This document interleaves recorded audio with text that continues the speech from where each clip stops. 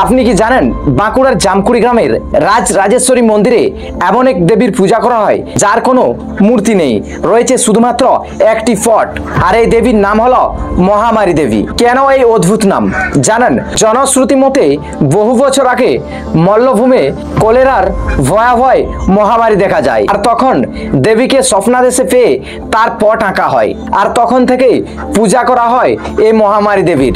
কিন্তু অবাক করা বিষয় হলো, যিনি এই মহামারী দেবীর পট অঙ্কন করেছিলেন তিনি অদ্ভুতভাবে মারা যান।